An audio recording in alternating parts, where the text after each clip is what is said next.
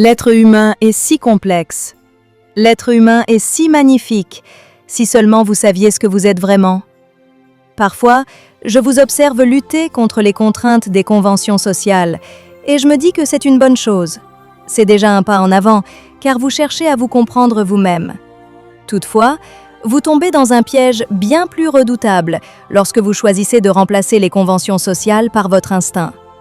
Vous ne réalisez pas que fuir les conventions sociales pour chercher votre identité dans l'instinct revient à fuir la rivière pour mieux vous jeter dans l'océan.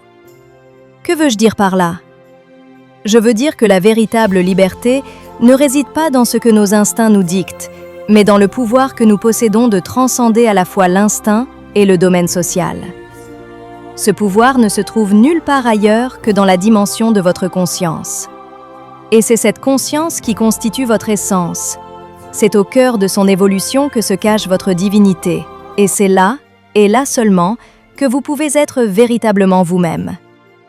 Je vous dis souvent que nos réflexions, nos pensées et notre regard sur la vie dépendent de notre niveau de conscience, n'est-ce pas? Eh bien, c'est précisément cette conscience qui fait de nous les maîtres de nous-mêmes. Lorsque je parle d'éveil, c'est à l'évolution de cette conscience même que je fais référence. Lorsque je vous dis que vous êtes Dieu, c'est cela que je veux dire. Permettez-moi de vous offrir un exemple simple. Imaginez un jardin. Ce jardin est divisé en deux parties, une partie extérieure et une partie intérieure.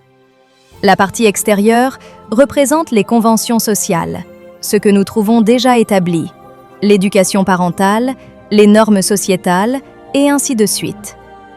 La partie intérieure représente notre instinct, notre nature animale, le siège où convergent la biologie, la génétique et les mémoires ancestrales. Et la conscience, elle est le maître du jardin. La conscience ne fait pas partie du jardin, mais c'est elle qui détermine son fonctionnement. Quelle plante elle décide de garder, de cultiver ou d'éradiquer. L'aspect le plus beau dans tout cela est que la conscience est transcendante. Plus nous parvenons à entrer dans un état méditatif, plus la conscience s'élargit et plus elle atteint de nouvelles strates.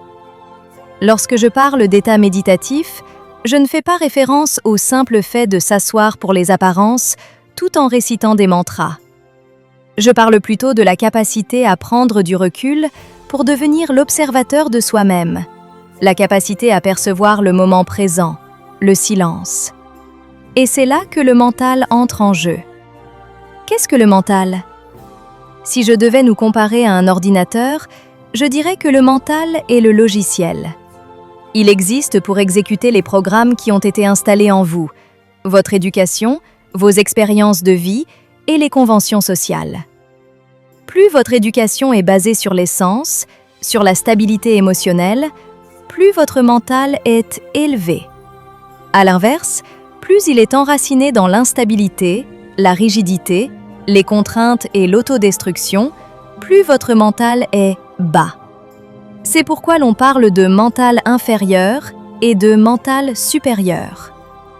Or, pour pouvoir observer tout cela, un basculement spécifique doit s'opérer au sein du mental, ce que l'on appelle un réveil spirituel. Ce basculement peut être déclenché par des expériences de vie intenses ou par des enseignements, tels que mes enseignements, qui vous incitent à remettre en question le système établi. Vous commencerez alors à interroger votre propre existence. C'est à ce stade que vous pouvez véritablement affirmer vous être réveillé, car vous cessez d'être un robot programmé pour entrer dans la phase de questionnement.